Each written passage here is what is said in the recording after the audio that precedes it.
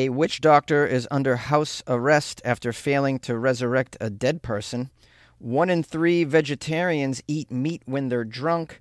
And employees in Japan hire resignation experts to quit their jobs for them. These are the weird stories on Weird AF News. It's weird. It's news. It's for you. A witch doctor was arrested for failing to do witch doctor things. This story is out of Uganda, where I'd imagine there's still some superstition going around. A lot of superstition going around in places like Uganda. They believe that they can resurrect the dead. They believe that witch doctors can do so, but this guy's in trouble.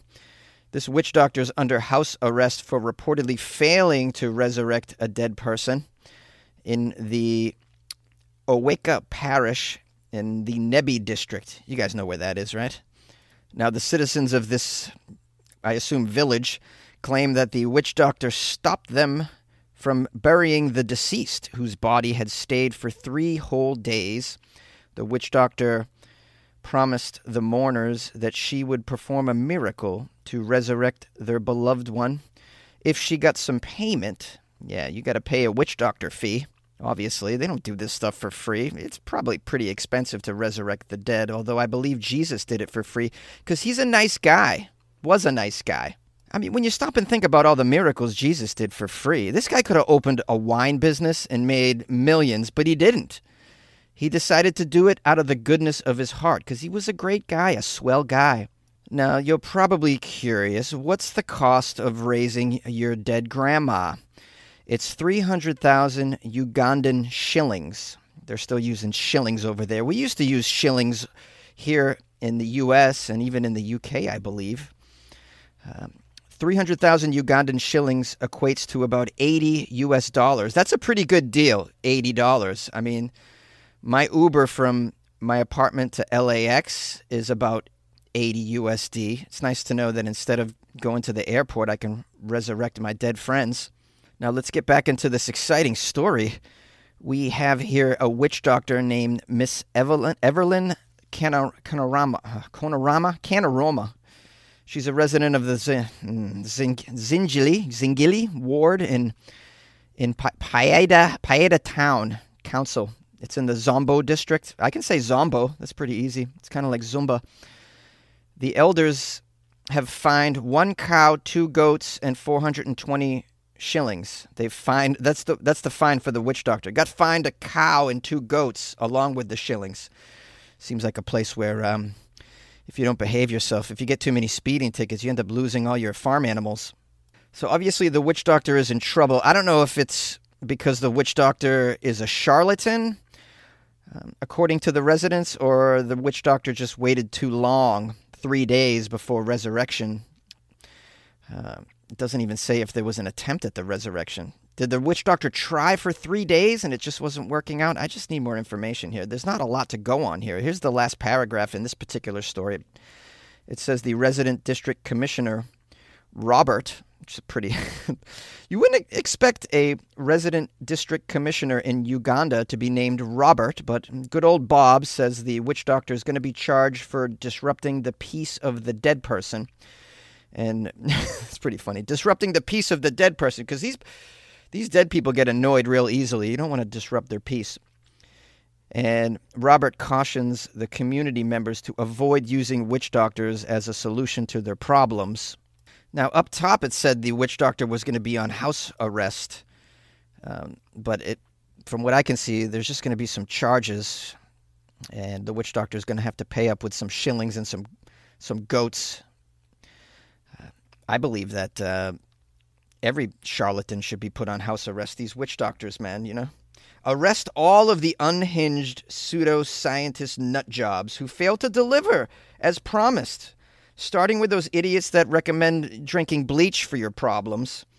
And then don't get me started on those slap therapists. I covered a story about a slap therapist that killed an old woman. Imagine that. You go to a slap therapist to solve your problems. I got pain in my head. Oh, let me slap that out of you. Next thing you know, she dies. I go so far as to say you could put these people that believe they can solve all the problems through prayer on house arrest as well.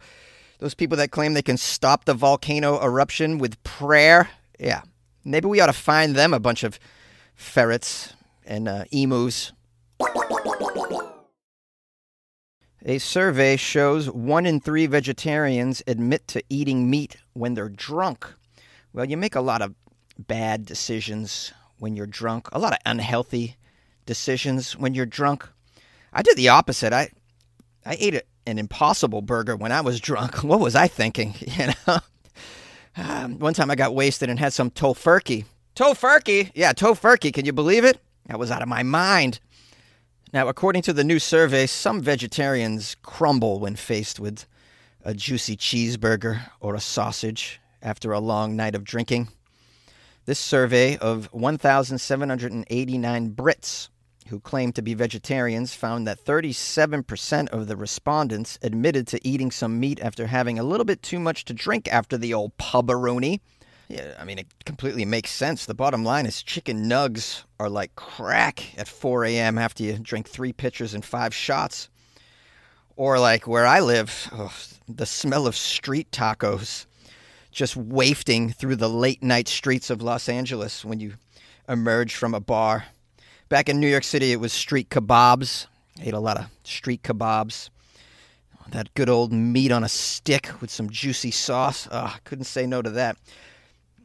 In Philly, I'd imagine the cheesesteaks are out there, so vegetarians beware in Philly. How do you say no to a cheesesteak truck when you just left the brewery? I don't know how you do it. It takes a lot of self-control and resolve, and that stuff just goes out the window after a few drinks in general. I mean, we've all been there, guys. We've all been there. You wake up in the morning with that hangover. There's a stranger in your bed and bacon grease on your chin. You're like, what did I do? I hit the bacon truck and met a stranger.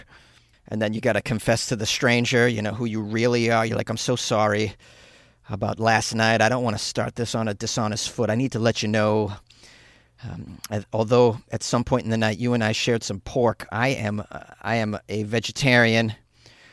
Also, I'm married. Now, it says here, this survey of the vegetarians and their drunken escapades was made by a discount website, Voucher Codes Pro. This doesn't sound like a legitimate scientific study at all. What is this, a coupon website? What is this? There's some real science going on here, guys. I'm so sorry. I plucked this story out of the air here, and I thought it was legitimate. They're probably right, though. I know some vegetarians who, after some drinks, you order food for the table, and they're like, I really shouldn't eat this sausage, but all right, just this one time. The discount website Vouchers Codes Pro, they found that while some break the rules, the majority of the vegetarians, though, they stick to their dietary restrictions. They report that of all the vegetarians that they asked, 63%, the majority, about 2/3 of them, do not eat meat regardless of how wasted they might get. Now, they also asked these vegetarians about how often they break their no-meat rule when drinking. The responses varied. 34% said every time they drink, they eat a little bit of meat. 26% said fairly often. 22% said rarely, and 18% said occasionally. I'd like to know, what's the difference between rarely and occasionally? Someone want to clue me in on that? Again, this doesn't seem very scientific at all. I'm so happy that I didn't do the sound of science up top, because this is not science. And I would say this is probably something your average person just could have surmised from just, daily observations in life. When, drunk people have more fun. If you were to survey, I would bet you would find like 1 in 3 people do butt play when they're drunk. Because drunks have more fun, man. Employees in Japan can't seem to quit their jobs, so they hire resignation experts to help them. Yuki Watanabe used to work about 12 hours every day, toiling away in the office, and that's considered a short day in Japan. A typical 9 to 9 workday is actually the bare minimum over there, because they have a lovely work culture, as you can imagine. And then they wonder why no one's having families over there. Who's got time for that when you're working 9 to 9, Japan? Get it together. Now, according to this Watanabe, who's only 24 years old, working in a large telecom company, he said the latest he would often leave the office would be 11 p.m., routinely be working till 9 p.m. He says the intents were very demanding on him. He developed health problems, as you can imagine. He claims he had some shaky legs and, for a while, stomach issues. Yeah, of course, man. Probably get yourself an ulcer. Acid reflux at the least. She knew she had to quit. Oh, it's a she. My bad. They didn't say that up top. I thought Watanabe was a guy name. Yeah, I'm not so familiar with Japanese culture, I suppose. I can work chopsticks like a pro, though. You should see me. Maybe I'll make a video of how good I am with chopsticks. Anyways, Watanabe said she had to quit her job. Her health was at stake. There was one thing in the way, though: Japan's notoriously top-down work culture. Turns out simply asking to leave work on time or taking a little time off can be tricky. Even trickier is tendering your resignation, which can be seen as the ultimate form of disrespect in the world's fourth biggest economy, where workers traditionally stick with one employer for decades, if not for your entire life. Can you imagine working for one employer for your entire life? That is not common in the U.S., or in most places, I would probably say. The article even says in extreme cases, angry bosses rip up resignation letters and harass employees in order to force them to stay at the job. Wow, that seems a little extreme. That, of course, isn't going to work on me. I'm going to be like, look, boss, yeah, sure. How about you just keep me on the payroll, but I ain't coming in, all right? That's your choice if you want to keep the paychecks coming, all right? But I ain't coming in. Now, back to Watanabe, who was very unhappy at her previous job. She claims former supervisors ignored her, made her feel bad, but she couldn't get up the courage to resign from this terrible job. Here's a quote from her. She says, "I didn't want my ex-employer to deny my resignation and keep me working for longer." Watanabe found a workaround for all of this. She turned to Momori, a resignation agency that helps scared employees leave their intimidating bosses and terrible jobs. Wow, what a racket this industry is. Never heard of such a thing. Although it kind of makes sense. Japan, they have hiring services for people to break up with your boyfriend or girlfriend for you. So this kind of makes sense, but it seems like just an easy way to make some money. Okay, here's the plan, man. Here's the plan. Your workplace, so don't go there anymore. Okay? All right. That'll be $1,000. It says here, for the price of a fancy dinner, many Japanese workers hire these proxy firms to help them resign stress-free. You know, I think I'd be pretty good at this. I quit stuff all the time. I'll just tell your boss to suck it in a thick Boston accent. Then I'd pee on his desk and then help myself to the cake in the cafeteria before I peace out. Now, the article says there is no official count on the number of these resignation companies that have sprung up across Japan, but those running them can testify that there is quite a surge in demand for these resignation services. They interviewed the operations manager of Momori, Shiori Kawamata, who claims that in the past year alone, they received over 10,000 inquiries from various clients. And by the way, the word Momori means, quote, "I can't do this anymore" in Japanese. Isn't that hilarious? I can't do this anymore. What should I do? How about you call that company called I Can't Do This Anymore? You think they can help me not do this anymore? I'm pretty sure they can help you not do this anymore. It's in the title. It says at a cost of 22,000 yen, which is about $150, they pledge to help these employees tender their resignations, negotiate with their companies, and provide recommendations for lawyers in case there's any legal disputes that arise as a result of the resignation. The manager at Momori says, "Some people come to us after having their resignation letter ripped 3 times and employers not letting them quit even when they kneel down on the ground." Kneel down on the ground? What's going on? "I can't do this anymore, boss. Please let me go." This is outrageous that this is what has to be done to get out of the clutches of these terrible bosses making you work 14 hours a day. Ew. The manager at this company says that it can get really ugly. including bosses stopping by these employees' apartments to ring their doorbell repeatedly and then refusing to leave if they try to quit. Can you imagine your boss showing up at your door? Like, how are the police allowing this to happen? I mean, if you call the police and your boss is at your door stalking you, I'd imagine something would be done, right? I don't know. This work culture in Japan runs real deep, man. Now, the next section of this article is called Death by Overwork. Japan has long had an overwork culture. Employees across various sectors report punishing hours, high pressure from supervisors, and deference to the company. These employers are widely known as black firms. And the fallout of companies like this runs deep into your health. According to the Ministry of Health, Labor, and Welfare, over 50 people died from work-induced brain and heart conditions and were granted compensation in 2022, which is actually a major decline from the 160 reported deaths 2 decades ago. But the number of people filing claims over mental stress at work in Japan is on the rise, shooting up to 2,683 from 341 over the same period. Well, so the lay of the land over there in Japan as far as work culture goes seems to be no bueno, especially when you consider the U.S., where people have a lot of rights. Workers have rights. I mean, I know we seem like we don't, and many people complain about the low wages and whatnot, but when you compare it to other places, it's not so bad after all. I mean, I've never encountered a situation where I tried to quit and somebody harassed me at that point. Someone did make fun of me, I found out, when I quit a waitstaff job.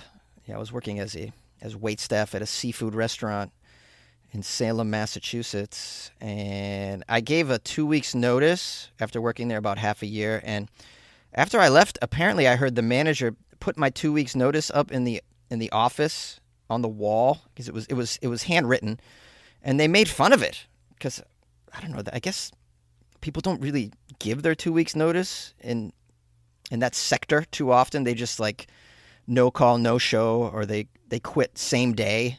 And so I was trying to be respectful. I handed it in 2 weeks notice. I was told that's what you're supposed to do. I was raised right. And they made fun of me. Anyways, that's just one anecdote, but I've quit other jobs and never had an issue. Also, of course, I've been fired from jobs. One time I was fired from a job, and at the time I was fired, I was so high. I had gotten so high on my lunch break. I would get high every lunch break, but I got seriously high on this particular lunch break, when you're just like out of your mind. And anyways, the general manager yelled at me so violently, at least it felt that way, that I started crying. Yeah, I started crying. Granted, I was 18 years old, man. This was like my first gig. But man, I remember that. And then he's like, go clean out your desk. And I'm like, I can't go out there. I can't go out there right now. I just walked down to my car and I had my manager cleaned up my desk for me. Well, I can't believe I shared that on this podcast. Is that TMI? Let's rock. You are what you say you are. A superstar. You're a superstar, listener. Just know it. Jonesy thinks you're a superstar. That's all you need in life. Is my approval, right, guys? Thanks for spending some time with me and the Weird AF News podcast.